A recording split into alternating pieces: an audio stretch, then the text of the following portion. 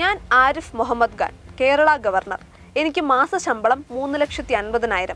എനിക്ക് യാത്രാ ഭത്ത 15 ലക്ഷം. എനിക്ക് അതിഥി പൂജയ്ക്ക് 5 ലക്ഷം. എനിക്ക് ദാനധർമ്മത്തിന് 25 ലക്ഷം. ഞാൻ ആരിഫ് മുഹമ്മദ് ഖാൻ, കേരള ഗവർണർ. എനിക്ക് സ്റ്റാഫ് 165. എനിക്ക് ഓഫീസ് അസിസ്റ്റന്റ് 24. എനിക്ക് വീട്ടുജോലിക്കാർ 34. എനിക്ക് കാഷ്വൽ വർക്കർമാർ 13. എനിക്ക് ഷോഫർമാർ 8. എനിക്ക് കമ്പ്യൂട്ടർ അസിസ്റ്റന്റ് 5. എനിക്ക് ഗാർഡനർമാർ 18. എനിക്ക് സ്വീപ്പർമാർ 11. എനിക്ക് വെയിറ്റർമാർ 3. എനിക്ക് പാചകക്കാർ 2. എനിക്ക് സാനിറ്റേഷൻ വർക്കർമാർ 2. എനിക്ക് അലക്കുകാർ 2. എനിക്ക് ലാസ്കർമാർ 2. ഞാൻ ആരിഫ് മുഹമ്മദ് ഖാൻ, കേരള ഗവർണർ. എനിക്ക് ഹോസ്പിറ്റാലിറ്റി ഗ്രാൻറ്റ്, എനിക്ക് എൻ്റർടൈൻമെൻറ്റ് അലവൻസ്, എനിക്ക് സ്റ്റേഷനറി അലവൻസ്, എനിക്ക് മെയിൻ്റനൻസ് അലവൻസ്, എനിക്ക് കോൺട്രാക്റ്റ് അലവൻസ്. ഞാൻ ആരിഫ് മുഹമ്മദ് ഖാൻ, കേരള ഗവർണർ. വെറും ഇത്രയേ ഉള്ളൂ എൻ്റെ ചിലവ്. എനിക്കിതൊക്കെ ആര് തരുന്നു? മോദിയല്ല, പിന്നെ ആര്? കേരള സർക്കാർ. ഇനി നിങ്ങൾ പറയൂ, കേരള സർക്കാർ സാമ്പത്തിക ബുദ്ധിമുട്ടിൽ നിൽക്കുമ്പോൾ ഞാൻ ദൂർത്തടിക്കുന്നില്ലല്ലോ.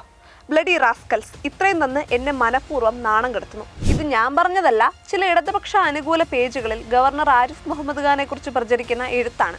പക്ഷേ ഇതിന് താഴെ വരുന്ന കമന്റുകൾ ഇതുപോലെ ബഹുമാനപ്പെട്ട മുഖ്യമന്ത്രി പിണറായി വിജയന്റെ ചെലവുകൾ കൂടെ ഒന്ന് വിവരിക്കൂ എന്നാണ്. പ്രതിപക്ഷ നേതാവ് വി.ഡി. സതീശൻ മുഖ്യമന്ത്രിയെക്കുറിച്ച് പറഞ്ഞത് ഇങ്ങനെയാണ്: മുഖ്യമന്ത്രിക്കൊപ്പമുള്ള മന്ത്രിമാർ ഒന്ന് ശ്രദ്ധിക്കണം. പിണറായി വിജയൻ ഏതോ മരുന്ന് കഴിക്കാൻ മറക്കുന്നുണ്ട്, അതാണ് ഇങ്ങനെ തോന്നിയാസം പറയുന്നതെന്നും ആ മരുന്ന് കൊടുത്ത് നാട്ടുകാർ രക്ഷിക്കണമെന്നുമാണ് വി.ഡി. സതീശൻ മുഖ്യമന്ത്രിയെക്കുറിച്ച് പരിഹസിച്ച് പറഞ്ഞിരിക്കുന്നത്. ഇതിന് താഴെ വരുന്ന കമന്റുകൾ ഇങ്ങനെയാണ്: എപ്പോഴും മരുന്ന് കഴിച്ചാൽ അത് ഫലിക്കില്ല എന്നാണ് ആളുകൾ കമന്റിലൂടെ ഇതിനെക്കുറിച്ചുള്ള അഭിപ്രായം രേഖപ്പെടുത്തിയിരിക്കുന്നത്. എന്തായാലും സോഷ്യൽ മീഡിയയിലെ ചില ട്രെൻഡിങ് സംഭവങ്ങൾ ഇങ്ങനെയാണ്.